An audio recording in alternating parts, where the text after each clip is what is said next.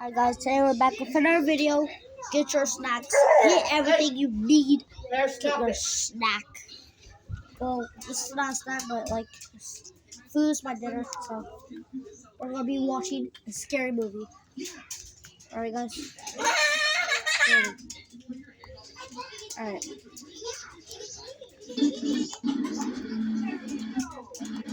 So you guys, hold on. I'm gonna turn it off so I can save battery. If you guys play PlayStation, it's a good way to go. Alright, let's get into it. Get your snacks. Hurry, get them. Or pause the video. Shut up.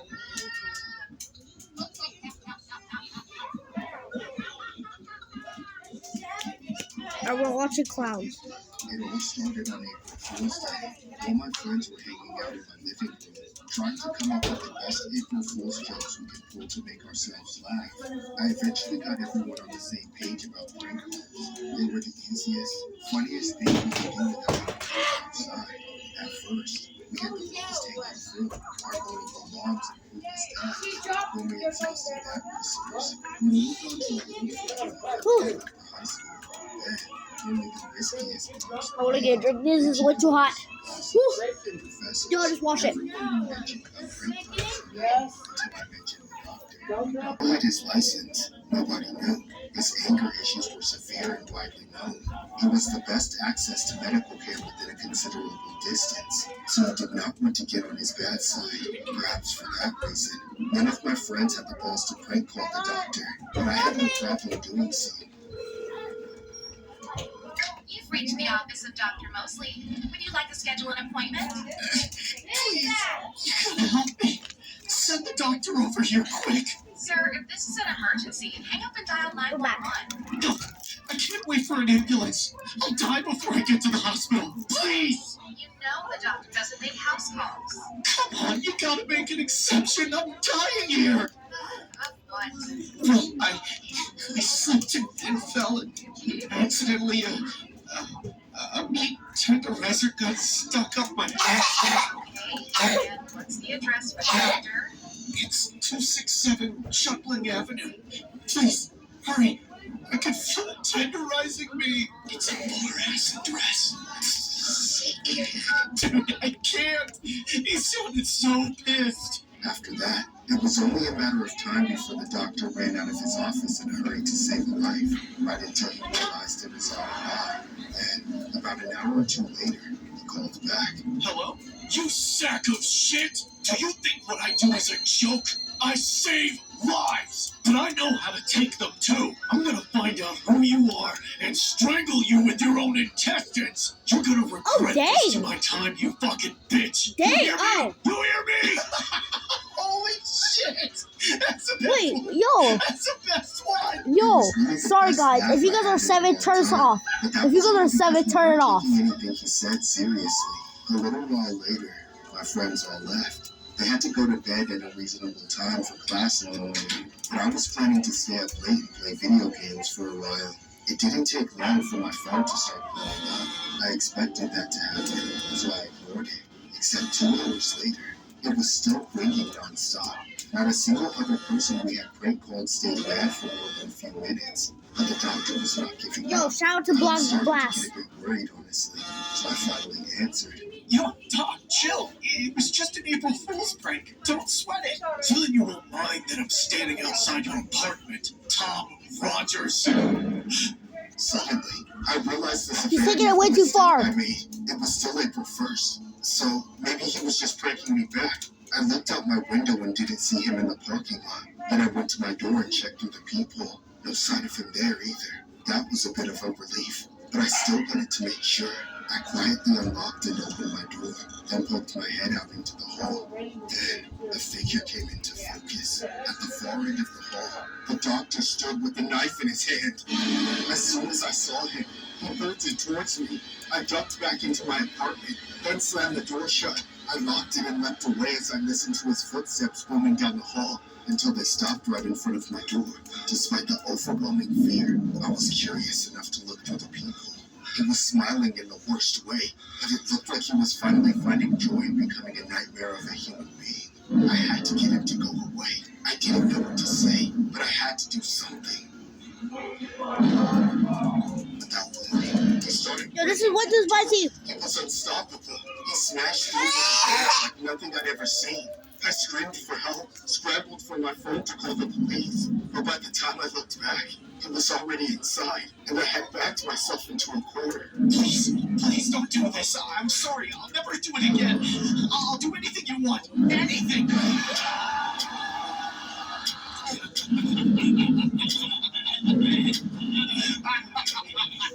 Oh crap! This is way too violent. This 7-year-olds, turn it off. was inspired by a case known as the Dr. Mosley stabbing that happened in 1886. A prankster named Tom Rogers of Kaufman, Texas, played a joke on Dr. Mosley. He left a message for the doctor to go out to the country a distance of 3 miles to see a critically ill young lady. Dr. Mosley rode his trusted steed to the destination and discovered that it was merely a hoax. The doctor was not amused. In fact, he was fully enraged. Discerning that Rogers was the culprit, Dr. Mosley found Rogers and mercilessly attacked him with a knife. He stabbed Rogers in the body, neck, and face, and continued until several fatal wounds had been inflicted.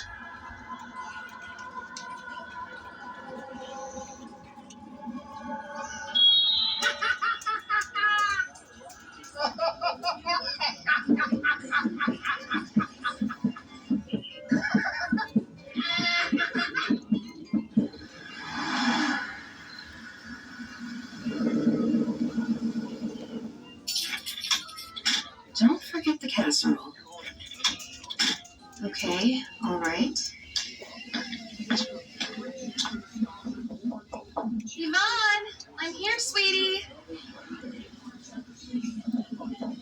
Yvonne, I brought casserole. My hands are full. Preston, it's Grandma. I'm here to take you to school. Could you open the door for me? Jeez, what's going on with them? Come on, it just happened. And I'm sweating.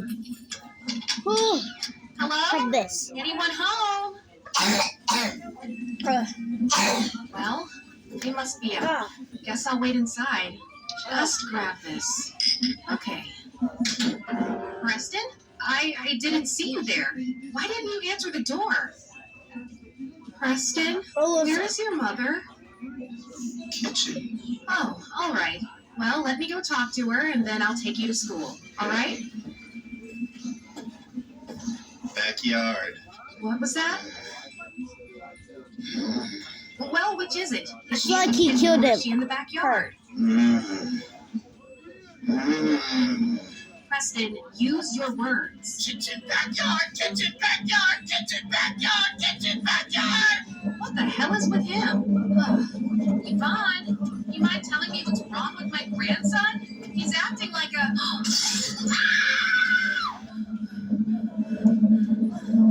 That was the day I found my daughter. Dead, murdered, decapitated. I ran outside, screaming for anybody to help me. I didn't know it would draw such a crowd. I didn't think people would be more interested in gawking at my daughter's dead body and her severed head than they would actually be willing to do anything about it. My daughter's house became the center of attention for the entire town. Police, investigators, songbirds, hell, even dogs went traps into the crime scene. And nobody was prepared to do what they were supposed to do. It was like an exhibit with no entry fee. Whoa, any Bruh, pizza and any I gotta toppings ask. for just $9.99. all right. He don't understand any of what was happening. He never could have done something like that. He couldn't possibly imagine it. This was the work of a sick individual, a monster of the most vile order. I didn't, and frankly, I still don't know of a single person alive who could be capable of something so terrible. The police, however, had a singular candidate. Ivani's ex-boyfriend, David, Preston's father. I was never happy about how they had Preston without ever getting married, but I always gave David credit for being involved and supportive when he found out the child was his. But that day, My opinion changed. My image of him as a reluctant yet loving father was destroyed, replaced by a disgusting, unforgivable demon who used my daughter for his own sick pleasures, then killed her to get out of dealing with the consequences of bringing a child into this world. Had I been given final say, he would have hanged, but I had to settle for it being in prison for the rest of his life. That would have to be good enough, a basis from which I could begin to grieve, process, and eventually try my best to move on. Then as the years passed, hindsight made things clear. The reality of the situation wasn't as clear-cut as it seemed at the time. The investigation, the autopsy, the trial, it was all completely botched. The cops didn't bother to gather any evidence, and what evidence there might have been, they destroyed with their carelessness. The medical examiner was a forgetful, lazy dope. The lawyers on both sides of the aisle were so drunk or stupid, they couldn't tell their own asses apart. No fingerprints, no DNA, no eyewitnesses, no logic to be found anywhere. Yet the police were convinced from the very beginning that David had committed the crime, and nothing got in the way of getting the conviction they wanted. Not even the truth. They abandoned reason for prejudice. They forsook justice for false closure. Now, I don't even know who truly killed my daughter. It may very well be the case that an innocent man has taken the blame for the last 20 years. On April Fool's Day of 1999, a woman named Yvonne was found dead in her home by her mother. Her throat had been cut while her young children were present in the house, though they were not physically harmed. The initial investigation was heavily criticized for poor crime scene management, including allegations that officers did not wear protective gear and stepped over evidence. The case centered on David Thorne, Yvonne's ex-boyfriend and the father of one of her children. David was eventually convicted in 2000 of hiring a friend to kill Yvonne and sentenced to life without parole. He's maintained his innocence for over 2 decades. Joe Wilkes, a friend of Thorne who confessed to the murder, claiming Thorne paid him to do it, was sentenced to 30 years to life.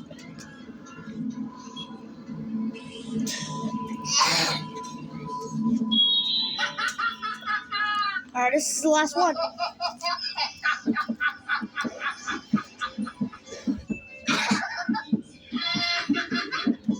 I'm not for using humor to pass the time, but there is a line that should never be crossed. Unfortunately, some people can't tell where that line is. I'm just gonna I've relax. been working at Waffle House for years. I work the overnight shift, where it's usually just 2 people, me behind the grill, and 1 server. The server I work with most is this crazy bitch Dawn. Like me, she's had some run-ins with the law before. Though where I have tried to put my mistakes behind me, Dawn has retained the knack for mischief that gets her into trouble. Dawn is a nasty nutcase. She yells and threatens customers for the smallest mistakes. She even comes after me when I don't do things her way. And then there's Dawn's idea of jokes, like flinging dead rats at me, randomly spitting on me, and telling female customers to stay away from me because I'm a registered sex offender, which, by the way, I'm not. With everything she's done, I've grown to truly despise Dawn, and sometimes even fear her. I can put up with her most of the time, but she has nights where she is especially manic. This last April Fool's Day was one of those nights. From the start, I could tell something was up with her. She wouldn't stop fidgeting, mumbling, and talking about how this was going to be the best April Fool's Day ever. She was just trying to have a normal shift, but she seemed to think literally destroying the building. She kept telling me to dump ice into the deep fryer, rip the breakers out, and cross the wires to start a fire, stuff like that. At some point, when there were no customers around, she disappeared into the back. I stayed up front, not wanting to be out of sight with her. I poured myself a soda, but it was more out of boredom than thirst. I took a few sips, then set it down. I hadn't asked her, but I was wondering what she was doing in there, until a few minutes later, I smelled something burning. Immediately, I rushed through the back to look for her. I only had to follow the smoke. I found her in the supply closet, huddled over an entire pallet of napkins that was engulfed in flames. What the hell are you doing? April Fool! How's that April Fool? I acted quickly, grabbing a fire extinguisher and dousing the flames before they got out of control. Dawn started screaming at me as the room filled with smoke and icy, suffocating vapors. As she continued berating me, I ignored her and went outside for a cigarette. When I went back in, I fully expected to be attacked and screamed at, but oddly, she didn't say a word. She just looked at me, using those crazy eyes of hers, with a wide broadened smile on her face. I thought maybe the fire was enough for her. Maybe she scratched her itch for the night. Not long after, some customers came in. Once they ordered their food, I started whipping it up in the grill. As always, the heat made me thirsty, so before I knew it, I had finished up the drink I poured myself before the whole fire fiasco. So, another table sat down, then another. All of a sudden, we were having a rush. I was making order after order, sweating my ass off. Out of nowhere, an insane hobo rushed into the store. Before I could even react, he started screaming a bunch of gibberish. I tried to get him to leave, but it only made him target me. He leapt over the counter and tried to tackle me. I dodged just in time, but then he grabbed the back of my shirt and poured something down it. It felt like ants. No, spiders. Crawling and biting and burrowing their way into my spine. I started screaming for help, but nobody came. I turned back to face the hobo, just for him to be gone and replaced with Dawn. She stood over me and started laughing. She was like a witch or a demon. I could no longer move. She reached her hands down towards my face. As this beating sound became so loud it was deafening. It was like a herd of roaring zombies banging on the windows, trying to get in, but I couldn't see anything but Dawn's hands reaching into my chest and ripping up my arm. That's not the last thing I remember, but it's the last thing I can bring myself to mention. I felt like I was in hell for an eternity, constantly tortured and tormented, trapped in an ever-changing nightmare with Dawn as my only companion and no hope to escape. After what felt like forever, I finally woke up. I was in the hospital, hooked up to thousands of machines. The doctor said I had been in a coma for months with a massive overdose of methamphetamine that should have absolutely killed me. By the time I was conscious, they had already figured out who did it. Dawn. After the incident with the fire, I caught her on camera lacing my drink with a white powder while I was smoking. She claimed it was just an April Fool's joke, something to get me to lighten up.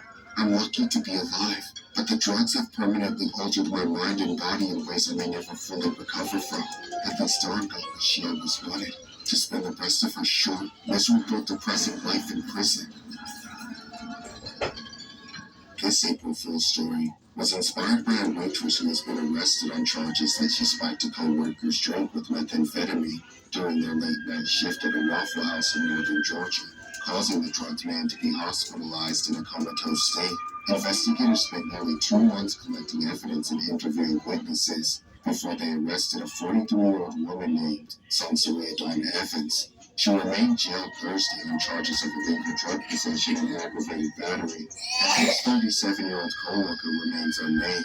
It was mentioned that the man is still battling to recover from a drug overdose that left him critically ill for weeks after he collapsed at the restaurant. Waffle House's corporate office shared restaurant surveillance video with the investigators, which showed Evans picking up the co-worker's cup when he stepped outside for a break, then taking the cup toward the bathroom. She returned and set the drink down before her co-worker came back inside. The video showed the man drink from the cup, and within an hour, he's getting medical attention.